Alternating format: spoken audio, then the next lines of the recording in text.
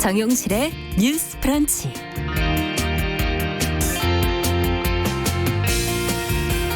안녕하십니까, 정용실입니다. 미국 내 흑인 차별 반대 시위의 여파로 영화 바람과 함께 사라지다가 미국 내 한 동영상 서비스 상영 목록에서 제목 그대로 바람과 같이 사라졌다고 합니다. 이 영화는 남북전쟁 당시의 시대상을 담고 있는 작품인데요.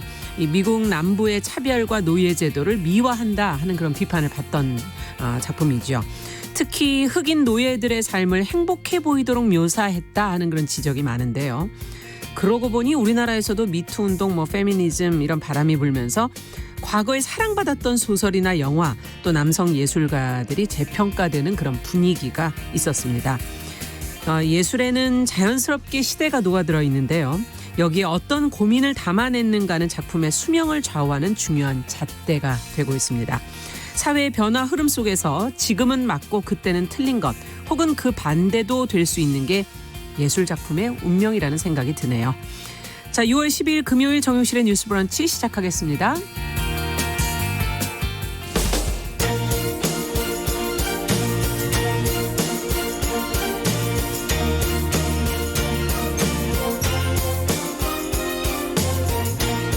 여성의 감수성으로 세상을 봅니다. KBS 1라디오 정용실의 뉴스 브런치. 여러분의 의견을 기다립니다. 문자는 샵 9730으로 보내주세요. 짧은 문자 50원, 긴 문자 100원이 부과됩니다. KBS 모바일 콩, 유튜브를 통해서도 무료로 참여하실 수 있습니다. 네, 정용실의 뉴스 브런치 항상 여러분들과 함께 하고 있습니다. 오늘도 많은 분들이 들어와 주셨어요. 최희철님, 김광철님, 오영찬님, 방산월님, 이충열님 한 주 동안 잘 청취했다고 적어주셨네요. 감사합니다. 또 엄성용님, 김복경님, 써니스카이님 이렇게 들어오셨네요. 정말 한 주 동안 고생하신 분들이 두 분이 아닐까. 뉴스픽 오늘도 자리해 주셨습니다. 더공감 여성정치연구소의 송문희 박사님 안녕하세요. 네, 안녕하세요. 오늘 금요일인데다가 그러네요. 또 오프닝에 바람과 함께 사라지다 이걸 하시니까 예. 갑자기 바람과 함께 사라지다는 정말 저의 최애 영화 중에 하나인데 예. 이게 사라졌다니까 또 마음이 좀 어수선해지는데요. 갑자기 말 나온 김에 지금 그 신동호 청와대 연설비서관이 페이스북에 빈 꽃밭이라는 글을 올려서 지금 네. 좀 원래 시인이시죠? 회자가 되고 있는데 이게 이제 기영도 시인의 빈집 네. 한 것인데 제가 그걸 꽃밭으로 네, 제가 작년에 기영도 시인 30주기였거든요. 맞습니다. 29살의 나이로 세상을 떠났는데 제가 한때 참 좋아해서 외웠던 시인데 지금은 외우지를 네. 못해요. 뭐냐? 빈집. 사랑을 잃고 나는 쓰네. 잘 있거라. 짧았던 밤들아. 창밖을 떠돌던 겨울 안개들아. 아무것도 모르던 촛불들아. 잘 있거라. 이거를 제 20대 때 읽으면서 외웠었는데 지금은 외우지를 못하지만 그러네요. 시집을 한번 읽고 싶다 이런 생각이 드는 금요일입니다. 네, 멋지게 시작을 해주셨네요. 또 전혜연 평론가 자리해 주셨습니다. 어서 오십시오. 안녕하세요. 네. 저는 사실 요즘 특정 책을 거론해도 되는지 모르겠지만 책 홍보는 네. 안 읽어서 문제인데요. 말이 칼이 될 때라는 예. 책이 있습니다. 우리나라 예. 이제 인권 문제를 다뤘던 교수님이 쓰신 책인데요. 사람들은 보통 물리적 폭력만 폭력이라고 생각하는데 사실 말이 정말 칼이 될 수 있습니다. 그럼요. 예, 그래서 어떤 분들이 송문희 박사님하고 저하고 조금 더 날카로운 말로 싸우는 모습을 보여주시기를 원할 때도 있는데 의견을 달리할 수 있습니다만 사실 상대방을 공격하기 위한 게 아니라 의견의 다름을 논의하기 그렇죠. 위해서 하는 것이거든요. 그래서 저는 말이 칼이 될 수도 있고 꽃이 될 수도 있고 약이 될 수도 있다. 그런 말씀을 좀 드리고 싶습니다. 그러네요. 한 주 한 주 더 신경 써주시기를 바라면서 오늘 첫 번째 뉴스는 코로나19 뉴스로 좀 시작을 해보겠습니다. 아직 좀 더 강화해야 될 것이냐, 생활 속 거리두기를 사회적 거리두기로 가야 할 것이냐 할 정도로 지금 숫자가 완벽하게 줄지를 않고 있는데 그 여파로 지금 고3 학생들의 입시 준비는 상당히 어려워지고 있는 것 같아요. 좀 불리한 거 아니냐는 지금 논의들이 많이 나오면서 구제책이 필요하다는 지적도 나오고 있거든요. 대학이나 교육부 어떤 방안들을 지금 내놓고 얘기들을 하고 있는지 송 박사님께서 학부모 입장에서 한번 좀 들여다봐 주시죠. 예, 지금 뭐 이제 고3 학생들 학부모들은 걱정이 특히 많죠. 네. 아이들이 학교 가서 거의 한 학기를 거의 놓쳐버렸는데 또 수능이 대학 입시가 바로 코앞이기 때문에 그렇죠. 이거 안 그래도 재수생들한테 작년에도 이제 고3들은 재수생한테 치이는데 이런 얘기를 했었거든요. 근데 이번 고3들은 재수생한테도 치이고 뭐 이런 얘기를 많이 했어. 수시 준비도 또 가능할까 이런 예. 생각도 들고요. 그랬는데 문제는 이제 이런 어떤 것 때문에 재수생들 내지는 N수생들하고 비교했을 때 지금 현 고3들이 너무 불리한 게 아니냐 이런 의견들이 많았는데 교육부에서 이제 거기에 대한 대책을 지금 내놓고 있는 것이 네. 무엇이냐 하면 예, 지금 이제 고3들이 등교 중지 기간이 있었잖아요.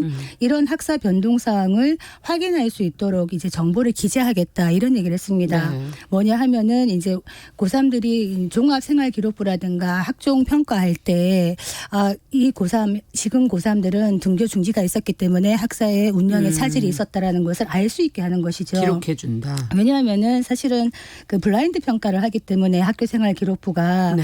일체의 개인적인 사실이나 이런 거 넣을 수가 없습니다.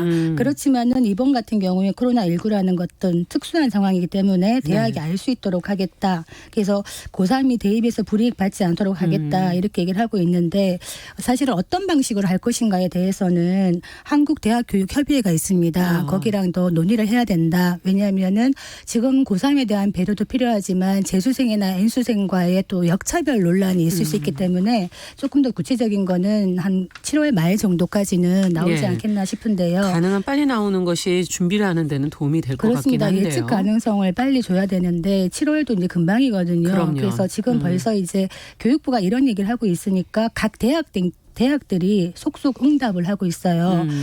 학부모님들이 많이 관심을 가지실 뭐 서울대라든가 벌써 얘기를 하고 있는데 네. 서울대도 고3 대학 입시 대책을 확정을 했습니다.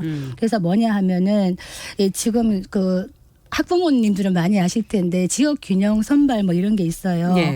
굉장히 복잡합니다. 지금 이 학종이나 생활기록부가 사실 저도 고등학생을 학부모입니다만 저는 듣다가 어지러워가지고 포기한 정도로 굉장히 복잡하게 되어 있습니다만 서울대는 이제 그 지역균형 선발 전형을 할 때 수능에서 이제 최저 학력 기준이라는 게 있어요. 네. 그 최저 학력 기준을 맞추지 못하면 안 되는 거거든요. 그렇죠. 근데 그거를 기존에는 2등급이었다가 3등급으로 완화를 했답니다. 네. 하겠답니다. 네. 그리고 이제 교과 외에 감점도란이 있는데 네. 그것들이 뭐냐 하면 뭐 봉사활동이라든가 각종 뭐 수상이라든가 이런 것들에 대해서도 그걸 반영하지 않겠다. 왜냐하면은 할 지금 수가 고3들이 없으니까요. 시간 자체가 없었다. 네. 근데 문제는 또 부지런한 고3 엄마들이 계시기 때문에 그 엄마들은 또 준비한 분들이 계십니다. 그렇기 때문에 역차별 논란도 있을 수 있다. 이런 얘기를 하고 있어. 근데 실제적으로 지금 거론되는 방안들 외에도 더 필요한 것들이 있지 않을까 하는 생각도 들고 두 분은 어떻게 보십니까? 저는 사실 이게 지역별로도 좀 코로나19가 심했던 지역과 그렇지 않은 지역이 있는데 굉장히 그렇죠. 학생들이 마음이 불편할 수 있다는 생각이 듭니다. 예를 들면 대구 같은 경우에는 맞아요. 코로나19로 굉장히 이제 지역이 힘들고 아마 고3 학생들도 힘든 시기를 보냈을 것 같은데요. 그러나 또 이 지역이라고 해서 뭐 가산점을 줄 수도 없는 거고 이런 부분에 대해서 어쨌든 좀 고민을 해야 되고 무엇보다 가장 우려가 되는 것은 2차 팬데믹이 안 오면 가장 좋지만 가능성을 완전히 배제할 수가 그럼요. 없는 상황입니다. 네. 그래서 어떻게 보면 지금부터 방역 대책을 더 철저하게 세워서 전국의 학생들을 어떻게 잘 관리해서 안전하게 또 시험을 치를 것인지 네. 거기에 대한 대책도 미리 마련해야 된다고 그러네요. 봅니다. 그리고 이제 다음 달 중에 아마 교육당국에서 고3 대입 관련 방안을 확정해 발표한다고 하는데요. 네네. 요즘 아마 재수생들도 그렇고 고3 학생들이 가장 궁금한 부분이 공정성이 아닐까 싶어요. 그러니까 왜냐하면 이거는 학생들의 잘못이 아니라 사회적 재난이라는 특수한 상황에서 그렇죠. 치러지는 건데 재수생들은 재수생들 나름대로 혹시 우리가 불리해지는 거 아니냐라는 걱정이 있을 거고 고3들은 고3들 내로 계속 개학이 미뤄지면서 등교 수업 하지도 못했고 또 사회적 거리두기 때문에 여러 가지 봉사활동 하는데 제한이 그렇죠. 있었거든요. 예. 그런 상황 때문에 내가 불이익을 받는가라는 두려움이 있을 겁니다. 그래서 결국 이건 어른들의 몫인데요. 교육당국에서 학생들이 좀 납득할 수 있는 공정한 기준을 마련해야지 논란이 좀 잦아들지 그렇지 않을 경우에 또 굉장히 뭐 역차별 논란도 있고 지역별 그렇죠. 차별 논란이 있을 수 있습니다. 그래서 교육당국에서 지금이야말로 좀 섬세하고 현장의 목소리를 반영하는 대책을 마련해야 될 것으로 보입니다. 네. 그 이제 어제 저희가 교육에 대한 이야기를 하다가 사실은 네. 시간 때문에 중간에 멈췄습니다만 한 10분, 20분을 할 얘기가 아니어가지고. 네. 사실은 이게 굉장히 중요한 문제인데 예. 지금 말했던 교육 불공정이라는 부분 있죠. 그러니까 이게 지금 고3에 분리하냐 안 하느냐도 중요하지만은 보다 근본적으로는 지금 시스템에서 부모들도 헷갈려하고 아이들도 헷갈리는 학종이라는 거 있죠. 학생부 종합 전형. 이게 한동안 논의가 많이 됐었던 이게 뭐가 얘기죠. 들어가냐면 뭐 수상 경력이라든가 창의적 체험 활동, 봉사 활동 이런 게 들어가는데 이걸 누가 관리라고 바쁘게 지내냐면 보니까 부모님들이 하시더라고요. 대다수 부모님들이 봉사 활동도 다 찾아봐주고 뭐 수상 같은 것도 본인들이 해야 되는 것인데 부모가 부지런한 아이들과 저처럼 부모가 부지런하지 않은 아이들과의 이 차이가 있지 않나 이런 생각이 드는데 이 누구를 위한 이 학종인가 이 학종이 굉장히 복잡하게 되어 있는 것이 부모의 관심과 능력에 따라서 아이들이 달라질 수 있다면 이거는 교육의 공정성에 좀 반하는 게 아닌가라는 저는 좀 문제의식을 갖고 있어요. 그래서 보다 근본적으로는 지금 지방대학이 굉장히 위기다 이런 얘기를 하고 있는데 저희 때만 해도 사실은 우수한 인재들이 지방에 있는 대학을 많이 갔습니다. 물론 서울로 올라오기도 했지만은 지방을 지키고 지방에서도 이제 인정을 받고 이랬는데 그때에 비하면 지금 지방대학이 굉장히 위기에 있어요. 그 원인을 보자면 어떤 지방대학을 좀 살려가지고 이를테면은 그 지방에서 난 인재들이 그 대학을 가고 그 지역에서 좋은 일자리를 찾고 이렇게 된다면은 지역 지방 분권도 자연스럽게 될 수가 있는 건데 좀 이런 거시적인 측면으로 뭔가 정책이 이루어지면 네. 어떻겠는가 이런 생각이 들고 어쨌든 학종의 문제를 좀 들여다봐야 된다. 학종 문제는 좀 들여다봤으면 좋겠습니다. 네. 자, 앞으로 조금 더 이 섬세하게 고3 학생들의 그 상황에 맞게 대책들이 좀 준비됐으면 좋겠다는 의견을 주셨고요. 자, 두 번째 뉴스는 박사방 운영자 조주빈의 사건을 맡은 재판부가 어떻게 하면 지금 2차 피해를 조금 최소화하면서 이 영상 증거를 조사를 할지 고심이 깊다고 그러는데 저희가 좀 얘기를 해드려야 되지 않을까요? 전혜연 평론가께서 먼저 지금까지 상황을 좀 정리를 해 주시죠. 예, 이른바 박사방, 우리가 텔레그램 엠번방 사건 조금 더 길게 설명을 드리자면 디지털 성착취 사건이죠. 굉장히 많은 피해자들이 있었습니다. 그래서 이런 여러 가지 혐의로 구속 기소된 이른바 박사로 불리는 조주빈, 공범으로 불렸던 16살 이른바 태평양으로 불린 이모군, 네. 그리고 전 사회복무요원 24살 강모 씨에 대한 첫 공판이 11일 열렸는데요. 네. 조금 설명을 드리자면 이렇게 진행이 되잖아요. 출석 체크 일단 쭉 합니다. 네. 변호인단 왔는지 체크합니다. 이렇게 쭉 진행이 되는데 출석 체크가 어제 굉장히 길었다고 해요. 왜요? 왜입니까? 피해자들이 너무 많다 보니까 피해자 변호사 왔습니까 하는데도 상당 시간이 걸렸다는 거죠. 정말 가슴이 아픈 일입니다. 그러네요. 조금 설명을 드리자면 이 조주빈 씨의 경우에 지금 피해자가 25명이라고 합니다. 밝혀진 네. 바가 뭐 더 있을 수도 더 있고요. 있을 수도 있겠죠. 그래서 이 사람들이 협박해서 성착취 영상물을 제작하고 또 영리 목적으로 텔레그램을 통해서 판매하고 유포한 혐의까지 받고 있는데 너무 안타까운 것은요. 현재까지 확인된 피해자 중 8명이 아동과 청소년이라는 거죠. 아, 8명이. 근데 이것이 수사 과정에서도 굉장히 특수성이 작용이 됐을 텐데 앞으로 재판하는 과정에서도 2차 피해가 나타나는 것이 아니냐는 지금 우려가 제기되고 있는 겁니다.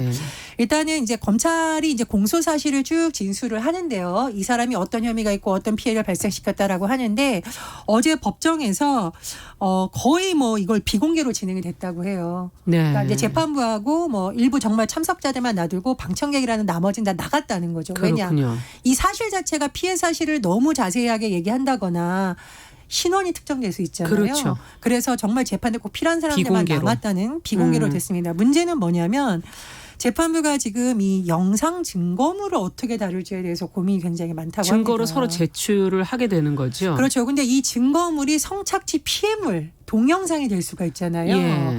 근데 이제 우리 여러분 이제 드라마나 영화 보실 때 싹 생각하면 증거 몇 호입니다. 뭐서 뭐 이렇게 흉기가 딱 등장한다거나 증인들이 나와서 이렇게 증언을 한다던가 이런 경우가 있는데 이번 사건의 특수성은 뭐냐? 그렇다면 이 피해 동영상을 어떻게 재생 조사할 수 있냐는 겁니다. 그것이 또 상처를 또 줄 수도 있고요. 그렇습니다. 그리고 예. 이거 재생되는 것을 그러면 누가 보느냐도 굉장히 논란이 그렇죠. 될 수가 있는 거죠. 뭐 재판부는 그렇다 치더라도 재판부도 이것도 어디서 봐야 되냐, 누가 관람을 시켜야 되냐가 논란이 될 수가 있습니다.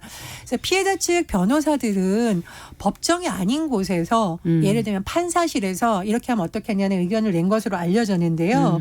지금 판사들이 굉장히 고민이 많다고 하는데 재판부가 아이고라고 한숨을 쉬었다고 해요.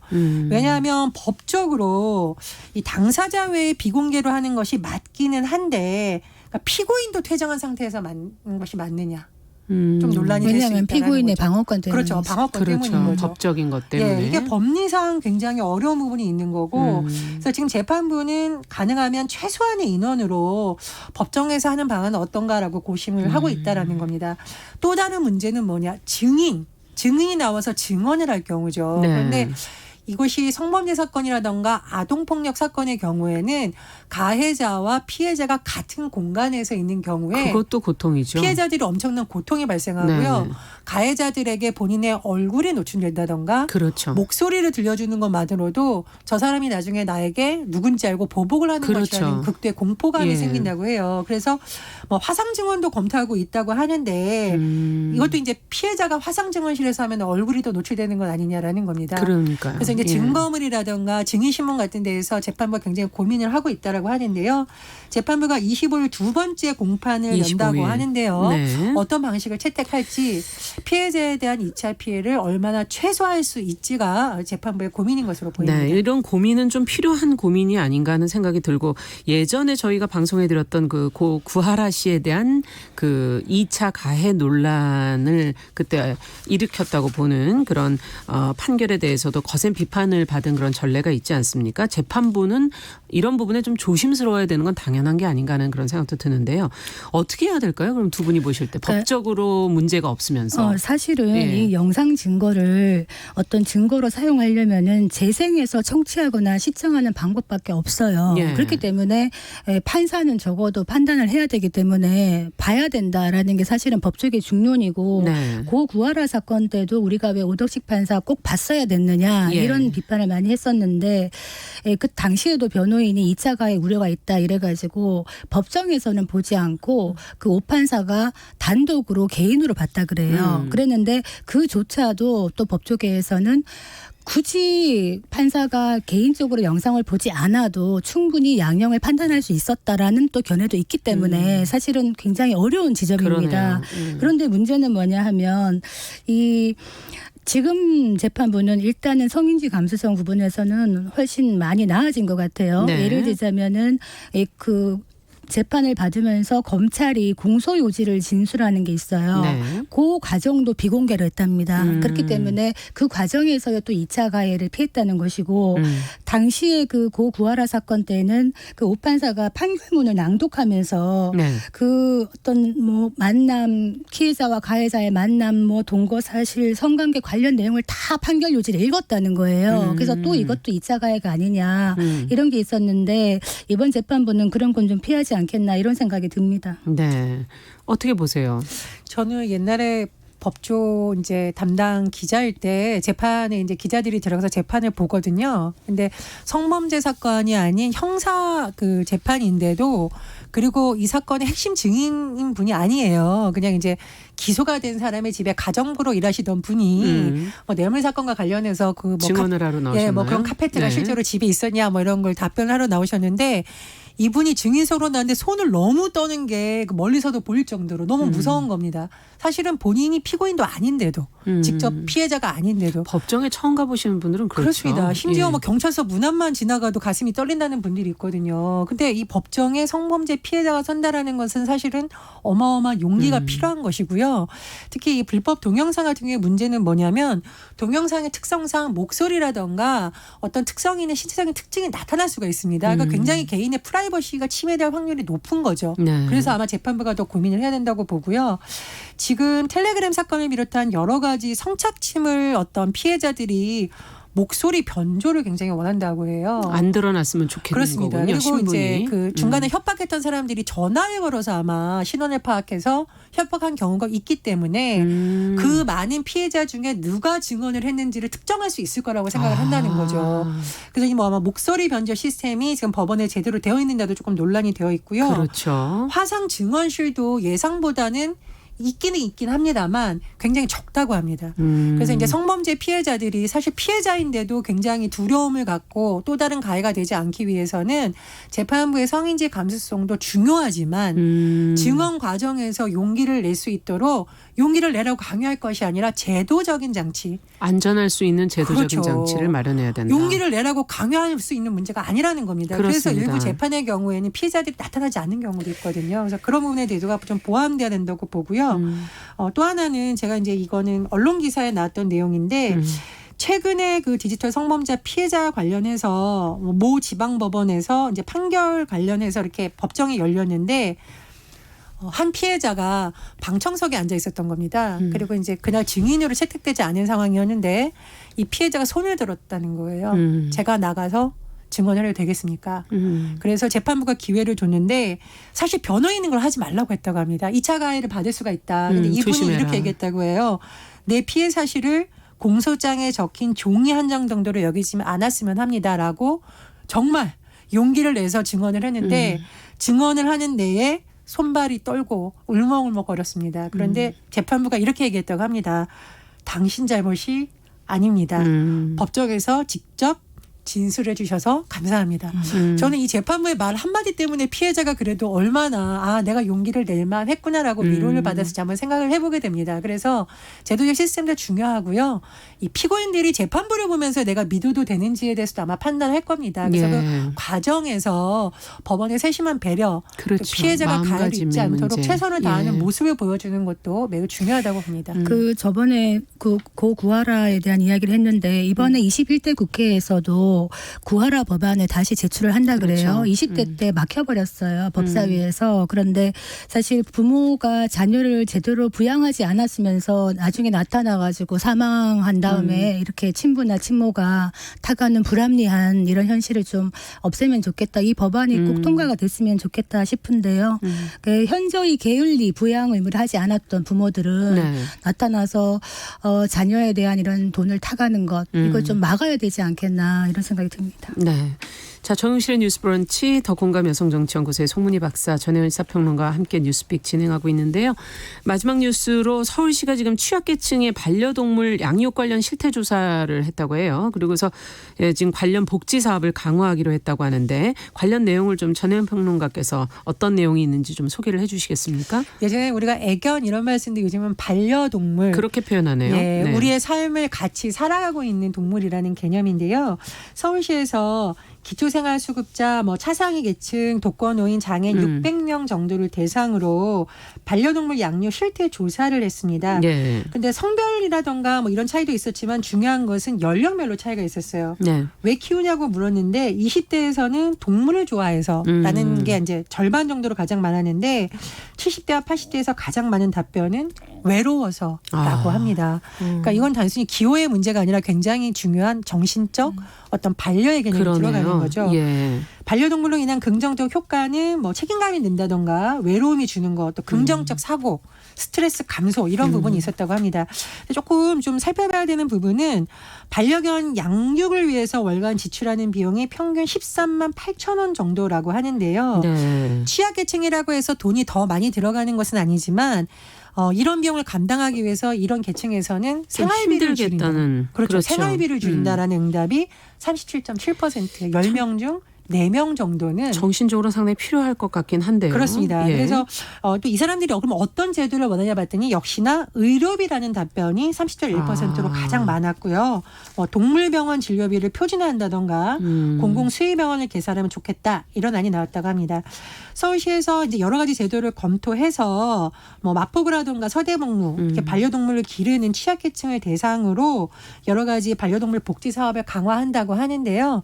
말 그대로 애견이 아닌 반려하는 동물들과 또 함께 살아가는 취약계층의 어려움을 해결해 줄 수 있는 제도가 좀 나왔으면 합니다. 네.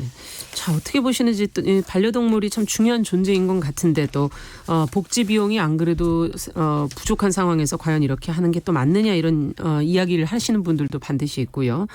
어떻게 됐으면 좋겠습니까? 사실 뭐 지금 애견 인구가 1,000만이 넘어간다고 하는데 저같이 개를 무서워하는 사람도 있어요. 근데 뭐 어릴 때 물려봤기 때문에 무서워하는 게 있습니다만 그 반려동물을 키우면서 느끼는 가족처럼 느끼는 그분들을 보면서 저도 많이 이제 생각을 하게 됐거든요. 네. 그래서 어떤 부분은 이 반려동물 부분에 대해서 이분들이 가장 필요로 하는 게 사실은 보험 제도를 좀 의무화하면은 뭐 치료비라든가 이런 것도 좀 부담이 많이 덜할 텐데 이런 말을 하시더라고요. 뭐 지금 기초수급자나 이런 분 취약계층 반려동물 키우는데 우리가 뭐 도와줘야 되지 않느냐. 능력이 안 되면은 키우지 마라. 이렇게 말하시는 분도 있지만 이건 그런 차원의 문제가 아닌 것 같아요. 그래서 어떻게 보면은 대책을 세워야 될 텐데 제가 말씀드리는 거는 아까 말했듯이 보험제도 이거 좀 만들었으면 좋겠고 보다 더 전에는 펫샵에서 그냥 쉽게 사잖아요. 이런 네. 개들을. 그게 아니라 미국이나 유럽처럼 입양 제도를 만들어서 유기견들을 입양할 수 있도록 이렇게 만들면은 버려지는 유기견도 많이 줄어들 것 같고 안락사 되는 것도 피할 수 있지 않겠나 이런 생각은 듭니다. 네. 어떻게 보십니까? 굉장히 뜨거운 논쟁인데 반려동물 보육세를 아주 적은 금액이라도 책정을 하고 그것을 어떤 동물들의 복지 시스템을 만드는 데 쓰면 어떻겠냐는 의견은 계속 나오고 있습니다. 그런데 이제 취약계층으로서는 그것도 부담이 될 수 그렇죠. 있으니까요. 적절한 금액이라든가 거기에 대해서는 공론화가 좀 돼야 될 것으로 보이고요. 저는 해외 사례에서 굉장히 눈여겨본 부분이 반려동물 보유세가 높은 유럽의 일부 국가들이 유기견을 입양했으니 이것을 대폭 내려줍니다. 대폭 내려줘서 유기견 입양이 많이 되도록 사회적으로 촉진 제도를 만들고 있거든요. 네. 그래서 우리나라도 말씀하셨듯이 그런 부분에 있어서 제도를 강화한다면 쉽게 버리거나 쉽게 입양하는 문화가 조금 사라지지 않을까 싶습니다. 네. 자, 이번 한 주도 두 분 수고하셨고요. 뉴스픽 여기까지 듣도록 하겠습니다. 전혜연 평론가, 더공감 여성정치연구소 송문희 박사 두 분 수고하셨습니다. 감사합니다. 자, 정용실의 뉴스 브런치 듣고 계신 지금 시각 10시 32분 향해 가고 있고요. 잠시 라디오 정보센터 뉴스 듣고 오겠습니다.